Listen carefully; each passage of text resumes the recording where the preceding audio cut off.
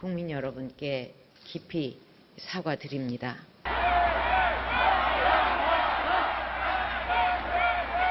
국민 여러분께 깊이 머리 숙여 사죄드립니다. 박근혜가 목소리다! 국민 여러분께 진심으로 죄송하다는 국민들을 무시하며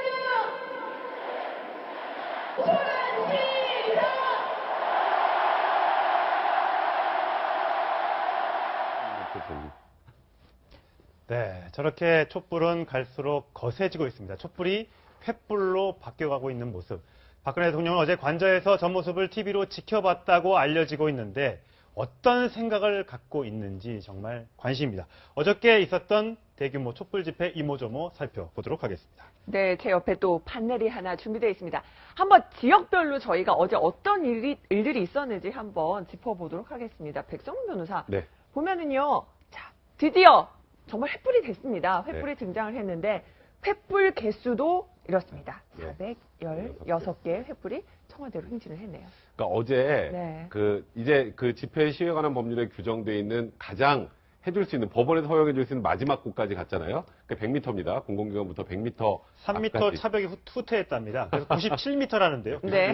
네. 너무 사람이 많아서 네. 살짝 뒤로 밀렸답니다. 뭐 그런 거는 약간 해줬다고 하고요. 그러니까 이제 그 의미를 이제 이렇게 보더라고요. 이제 그 과거 30년 동안 국민이 찾지 못했던 집회 시위의 자유를 처음으로 법원에서 온전하게 인정을 해줬다. 이제 국민이 권리를 찾았다고 하는데 네. 의미가 굉장히 있었던 것 같아요. 어제 저 개수의 횃불도 횃불이면 저런 상황에서 단 한 건의 입건도 없이 평화적으로 끝났잖아요. 네. 그게 사실 가장 무서운 거라는 생각이 들고 어제 저는 그랬어요. 그래서 법원이 지금까지 마치 시민들이 청와대로 진군하는 것처럼 만들어주게 뭐 800m에서 400m, 400m에서 200m, 200m에서 100m까지 왔잖아요. 그 과정에서 그러니까 법원도 이거는 우리 국민들이 대통령에게 하는 말을 대통령도 들어야 된다라는 취지로 여기까지 인정해 줬다는 것. 그 의미로 저는 사실 저는 어제 이렇게 많은 사람들이 모일 거라고 생각 못 했거든요. 최근에 계속 이제 집회를 5차례 하고 6번째 하면서 약간의 피로감도 생기고 이제는 네. 숫자가 문제가 아니라 국민의 뜻은 전달이 됐다라고 네. 생각을 했는데 저 3차 대국민 담화가 국민들에게 정말 분노를 많이 불러일으켰던 그리고 그 이후에 그러니까 정치권, 특히 이제 새누리당 쪽에서 우왕좌왕하는 모습 등에 너무 많은 국민들이 실망하고 분노했던 게 아닌가 생각됩니다. 네. 제가 어저께 오늘 232만 명 네. 말씀을 드렸는데 추산하는 방법이 지하철 승객수로 계산해봤더니요. 광화문에서 21만 명, 경복궁역에서 17만 명, 종각 17, 어우. 그다음에 시청역 16만, 이 정말, 등등을 합했을 네. 때 하차 인원이 한 73만 명 정도가 된다고 합니다. 근데 보통 평소에 지하철 운송 부담률이 한 40% 정도 되니까 이걸 곱하기 이제 60% 나머지를 계산해 보면 대충 했을 때 숫자가 결국 한 147만 명, 147만 명. 이 정도 네. 150만 명 가까운 숫자가 광화문에 모인 것으로 지하철 이용자 수를 계산으로 해봤습니다. 물론 경찰 추산과는 좀 차이가 있습니다만 지난주의 기록은 깬 것으로 그렇게 파악이 됩니다. 저는 이제 서울에서의 네. 그 광장에서의 촛불 시위를 보면서 그 87년에 6월 항쟁 당시에 그 당시에 주한 미국 대사가 6월 항쟁을 보면서 자기가 느낀 바를 회고록에 쓴 그 내용이 있어요. 그거하고도 비교가 되지만 지금 지역에서도 그 시위가 있지 않았습니까? 특히 다른 지역, 호남이라든지 대구라든지 이런 지역에서 이제 그런 촛불을 같이 들었는데 네. 특히 부산에서의 시위가 주는 네. 역사적 함의가 있어요. 네. 사실은 4.19 때도 그랬고 12.6 때도 그랬고 이 부산이 하나의 결정적 변수가 됩니다. 부마 사태라고 아마 그렇죠. 들어보셨을 네. 거예요. 그래서 그런 함의로 볼 때 이 촛불 시위에 담긴 국민의 뜻에 대해서 좀 대통령께서 그리고 청와대나 지금 그 기득권층이 굉장히 진지한 생각을 해야 된다라는 부분을 좀 강조드리고 싶고요. 또 하나 솔직히 안타까운 측면이 네. 있는데요. 저렇게 전 세계에서 따라오지도 못할 국민적 에너지를 우리가 더 좋은 곳에 쓸 수 있는데 정치가 잘못돼가지고 광장 정치로 이 에너지가 소진된다라는 것이 네. 이거를 제도로 소위 융복합이라는 말 많이 쓰는데 융복합 못 시키는 이 정치권의 이 한심한 행태에 대해서 정말 그 반성과 함께 비판을 하고 싶으면서 이제는 저 광장 네. 정치 에너지가 제도 속에서 이제 그 어떤 정리되는 수순을 해야 되고 저 에너지가 좀 더 대한민국의 미래를 위해 쓰여져야 된다고 감히 말씀드리고 싶습니다. 말씀하셔도 되지요. 네. 부산을 제가 그러고 보니 여기에 지금 못 담아서 살짝 아쉬운데 지금 이 에너지가 다른 곳에 쓰여야 된다 이 말씀 하셨는데 보니까요 국민의당 박지원 비대위원장 같은 경우는요 민영삼 원장님 가까우시잖아요. 촛불 집회 지금 노벨 평화상감이라고 하고 있거든요.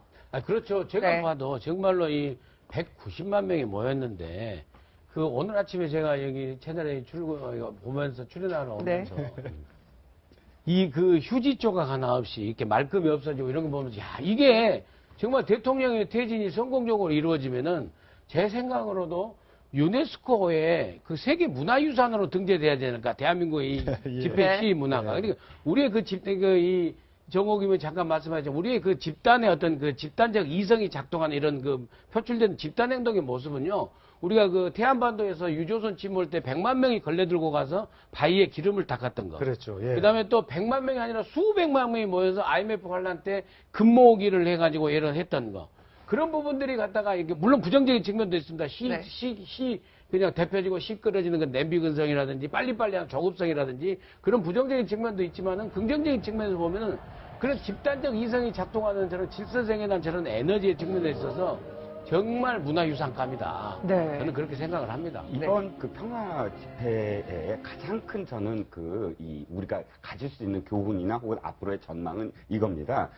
사실상 민노총이라든지 전농이라든지 그런 어떤 조직이 이끈 시위, 조직원들의 시위는 언제나 사실 폭력적인 결과를 낳았어요. 근데 지금 이것을 이끄는 그런 이 주최 측도 사실은 그런 우리가 폭력 시위를 좀 주도했다거나 그런 결과를 낳은 그런 시민단체가 많습니다. 그런데 지금까지 6차에 걸쳐서 왜 평화적인 결과를 낳을 수 있냐 하면 사실상 그들이 하는 역할이 크지 않았어요. 보면. 그래서 마무리 집회를 보시면 알겠지만 그들은 각각 따로따로 사실 마무리 집회를 하는데 네. 일반 시민들이 대거 참여했다가 다 빠져나오면서 그 집회를 안 가거든요. 마무리 집회를. 자기들이 네. 사실은 이끌어 나가는 거예요. 네. 그래서 제가 지금 가장 큰 게 뭐냐면 앞으로 만약에 민노총이 하는 어떤 시위라든지 이런 것들이 만약에 폭력적으로 흘러갔을 때 시민들은 아니야 우리 평화적으로 지금 해왔잖아 네. 하고 거기에 대해서 감시하고 그러지 말자라는 그런 얘기를 이제 할 수 있다는 것이죠. 사실 지난번에 30날인가요? 11월 30날인가 민노총이 주최하는 시위가 있었어요. 네, 평일 시위였죠. 평일 시위였는데 불미스러운 일이 마지막에 좀 있었습니다. 보면 그 백화점에 막 스프레이로 제발 물러가라 뭐 하면서 말리는 그런 경비원들과 막 좀 몸싸움이 좀 있고 그런 어떤 부분적인 어떤 모습들이 좀 보여졌거든요. 그런데 앞으로는 시민들이 이렇게 우리가 자랑할 네. 평화 시위가 있었는데 그렇게 이제 폭력적으로 가지 말자라는 그런 감시를 할 수 있을 것이다. 그래서 이 탄핵이 아니더라도 앞으로의 어떤 시위는 진짜 우리나라에선 평화적인 그런 시위만 존재하지 않을까 하는 아니, 희망을 그러니까 가집니다. 저런 에너지라면 네. 뭐 주변 사강이 있다 그러는데 주변 사강도 우리가 제압할 수 있는 저 에너지를 계속해서 국내 정치에 대한 걱정을 하게끔 만드는 이 정치권의 이 무능과 부패에 대해서 우리가 한탄할 뿐이죠. 그런데 네. 정말 생각이 있다면 저 에너지를 어떻게 승화시킬 것인지 정치권에 있는 사람들이 네. 지금 스스로 반추해야 될 상황입니다. 그렇습니다. 참 국민들 얼마나 답답했으면 이번엔 춘천으로 한번 가보겠습니다. 춘천. 지난주 이 시간에 저희가 딱 그 소식을 전해드렸어요. 이 촛불 시위 날 김진태 의원이 네, 사우나를 갔다. 그러는데 이제 춘천에요. 김진태 의원 사무실 앞에 영정사진까지 등장을 했어요. 근데 저는 이 부분이 가장 눈에 띄더라고요. 지금 김진태 의원 여기 앞에 보면 요것이 이제 세신 수건, 때밀이 네. 수건이 있네요. 이러면서 김진태 의원 사퇴를 주장하는 지금 촛불들이 지금 춘천에서 또 많이. 그러니까 사실 이번 촛불 집회를 100만으로 이끈 게 김진태 의원 아닌가요? 아, 정말 횃불로 만들어. 그렇죠. 아이고 횃불도 네. 오늘 이번에 그 4월 춘천에서 16일을 기리는 등장했습니다. 횃불까지 나오게 되고 네. 그리고 뭐 바람이 불면 꺼진다는 얘기 때문에 그에 대한 국민들의 이제 정말 분노가 엄청나게 컸단 말이에요. 그리고 이제 그게 활용점정을 찍은 게 저번 주에 네. 이제 저번 주인가 그 100만 운집할 때 지난주입니다. 네, 지난주죠. 김진태 네. 의원이 그 시간에 이제 사우나에 계셨다. 물론 제가 그때 그렇게 얘기를 했어요. 김진태 의원은 뭐 지금 현재 소위 말하는 박사모나 이런 분들이 하는 집회를 애국 집회라는 표현을 쓰고 네. 지금 뭐 바람 불면 꺼질 이 집회고 여기는 약간 선동이라고 생각을 하시니까 당연히 보기 싫어서 사우나 갔겠죠. 근데 그게 또 국민들의 생각과 달라지다 보니까 이번에는 보니까 춘천 인구의 한 10분의 1 정도가 운집을 한 것 같더라고요. 네. 이제 김진태 의원이 10분의 1. 네, 김진태 의원이 물론 본인의 소신이 있어서 그런지는 네. 모르겠습니다만, 그러니까 국회의원의 가장 큰 덕목은 국민의 뜻을 헤아리고 국민들이 원하는 게 무엇인지 파악하고 그걸 오히려 충원을 해줘야 될, 대통령이 충원을 해줘야 될 그런 분임에도 불구하고 그러지 못했기 때문에 이렇게 지금 어찌 보면 김진태 의원이 지금 사실 그 춘천 시민들의 10분의 1이 촛불을 들게 만드는 그런 계기가 된 게 아닌가 싶고요. 제가 저번 주에 사우나 발언 한번 약간 네. 비판한 것 때문에 네. 저를 엄청나게 이제 저 댓글을 저한테 뭐라고 하시는 분들이 있더라고요. 그쪽 그렇군요. 분들이. 그러니까 저는 사우나 간 걸 뭐라는 게 아닙니다. 네. 왜 사우나를 간지 그분의 생각이 그렇다는 게 좀 안타깝다라고 얘기한 거니까요. 사우나 부분만 한 가지 네. 첨언할게요. 네. 김지태 의원이 사실 해명은 했어요. 네. 그날 자원봉사를 하셨답니다. 그래서 그 불우이웃을 돕기 위해서 연탄을 계속 하루 종일 근데 채널 날랐기 A에 때문에 직접 해명을 안 하셔서 저희가 아니 그냥 네. 이렇게 혹시나 해서 네. 저는 이게 첨언은 해야 될 것 같아요. 네. 해명을. 그래서 연탄을 날라서 몸이 좀 안 좋아, 그러니까 더러워졌기 때문에 그래서 사우나를 갔다라고 나중에 김지태 의원은 해명을 하고 있습니다. 근데 지금 현장을 보면은요, 네. 우선 그 억울한 희생양에 대한 이석기를 석방하라 이런 현수막 네. 일고 있어요. 네. 하지만 그런 현수막 또 어버이연합이 무슨 윤창중 전 대변인이 나와서 하는 얘기요. 이 촛불 민심에 다 정말 휩쓸려 가버립니다. 네. 예, 그런데 김진태 의원은요, 그런 것들도 다 휩쓸려가는 이런 촛불 민심을 진짜 모르는 거예요. 촛불 민심이 얼마나 위대합니까? 정말로 최순실 씨 일당이 강남의 사설청와대를 운영하면서 우리 대한민국과 우리 대한민국의 대통령을 갖다가 비아그라 대통령, 태반주사 대통령으로 만들어 세계 조롱거리를 만들었는데 그 조롱거리를 일순간에 경의와 놀라움의 대상으로 바꾼 게 바로 100만, 190만 촛불이에요. 네. 그 민심을 사법고시 합격한 김진태 의원이 모른다? 정말 안타까워요.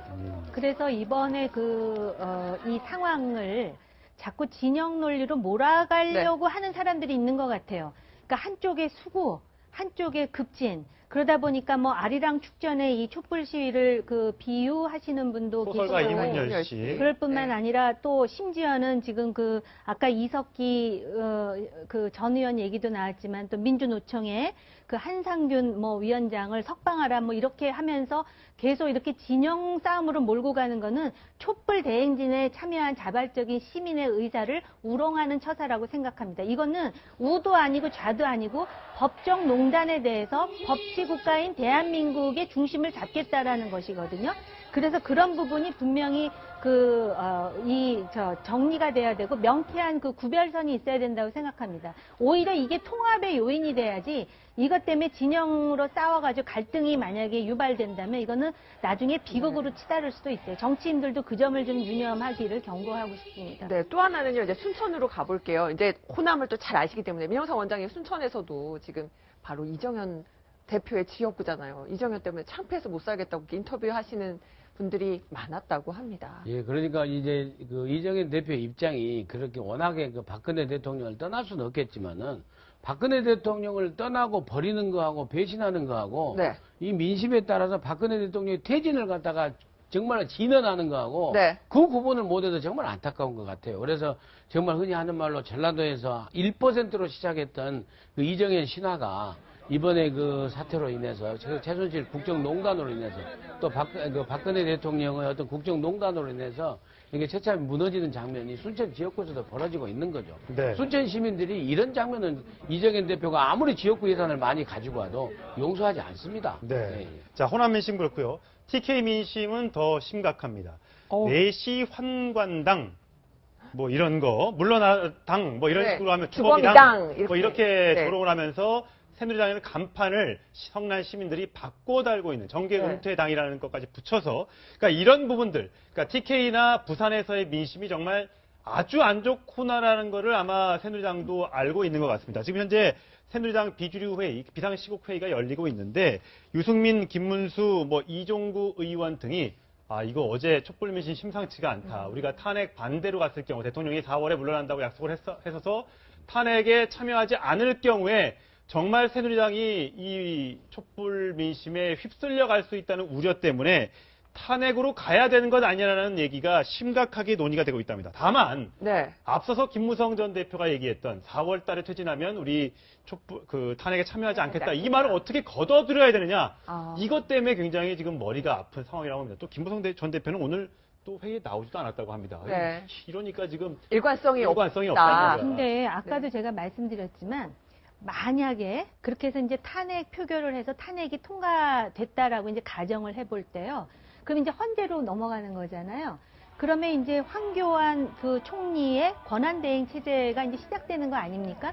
근데 애초에 야당들이 뭐라 그랬습니까? 황교안 체제 뒤에서 박근혜 대통령이 뭔가 수렴 청정을 할 수도 있다. 그 나물에 그 밥이다 해서 그 체제를 반대했는데 그러면은 우리 그 촛불 시민들은 황교안 체제가 한 6개월 정도까지 가는 거는 감수하겠다라는 것인지 저는 그 부분이 궁금합니다. 왜냐하면 지금 우리가 굉장히 많은 시간이 흐른 것 같잖아요. 한 달하고 반도 안 흘렀어요. 이 아수라가.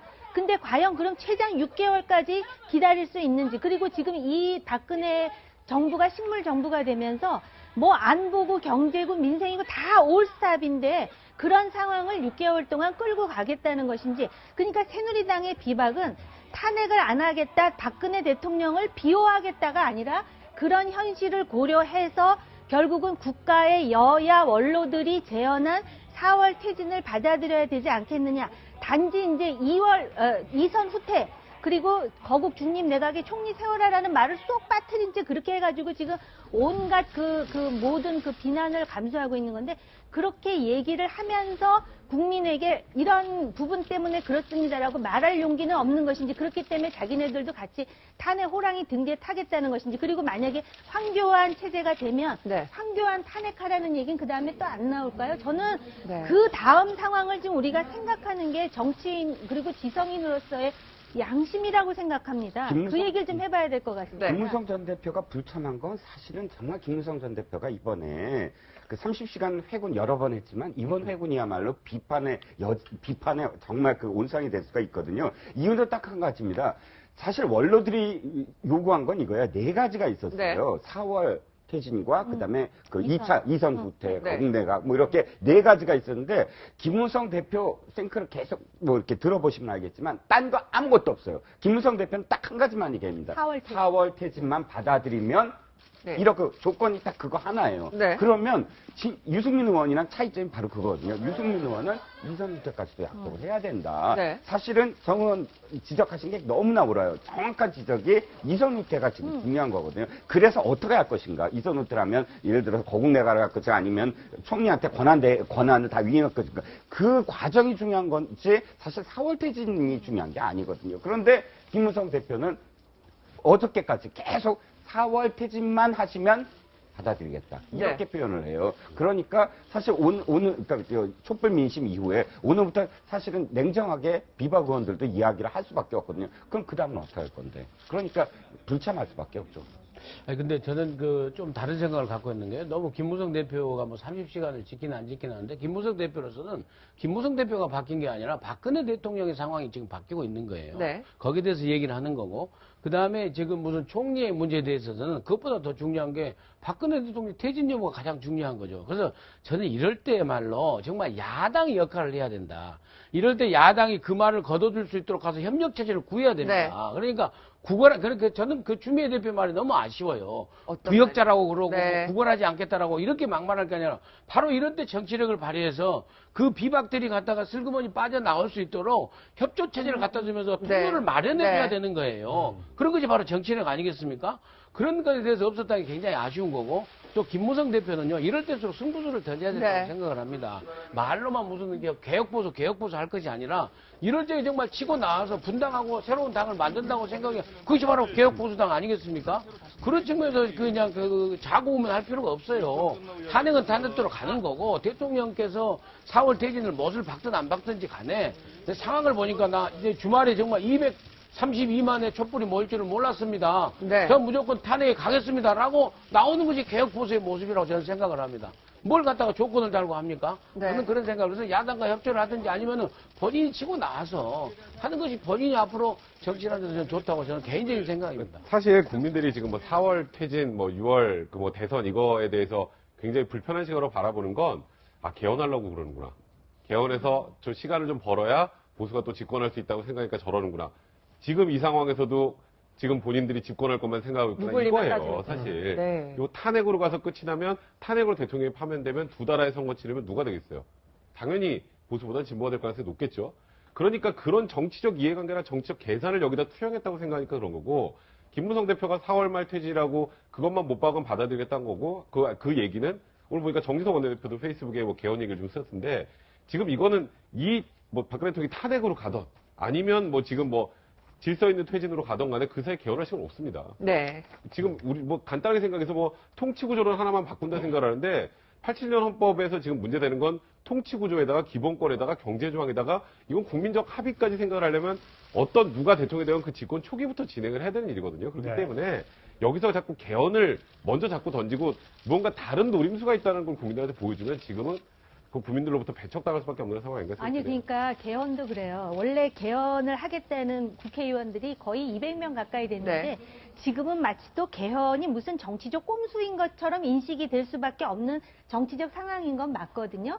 그런데 아까도 말씀드렸듯이 탄핵을 한다 하여 그게 빨리 해결되리라는 보장이 어디 있습니까? 오히려 4월 퇴진보다 더 늦어질 수도 있고, 그렇게 되면은 대통령 후보의 선택지는 어차피 지금 그 야당의 일각에서 계산하듯이 그 한두 명만 지금 후보로 나서지 않고 여러 명이 나올 수 있는 가능성도 여전히 열려 있는 거예요. 정치라는 게 정치인들의 정치 공학대로 안 되는 게 대한민국 정치의 특징이거든요. 그러니까 전공법대로 하고 정도대로 하는 것은 맞는데, 아까 지적하셨듯이 야당뿐만 아니라 표창원 의원의 그런 행태는 오히려 지금 같이 탄핵에 네. 동참하고 싶어도 여러 가지로 또 한 번 생각하게 만드는 요소가 된다라는 데서는 참 안타깝죠. 박근혜 대통령이 이제 3차 담화에서 임기 단축이란 말을 했는데, 이것이 이제 개헌을 빌미로 한 임기 단축. 그러니까 나는 법을 지키면서 내가 중간에 탄핵이나 하야로 해서 임기를 중간에 중단하고 내려오는 것이 아니라 법적인 절차에 따라 임기 단축이 이루어졌고 내가 이래서 물러나는 것이다. 나는 법을 준수한 대통령이다. 혹시 이 생각을 가지고 3차 국민 담화에 이했다면 과연 국민들이 그거를 받아들일 수 있을 것인가. 대통령만 알고 계시겠지만 국민들이 그렇게 호락호락한 것은 아니라는 사실도 좀 알아주었으면 좋겠습니다. 네. 자, 다음 주제로 넘어가도록 하겠습니다. 네.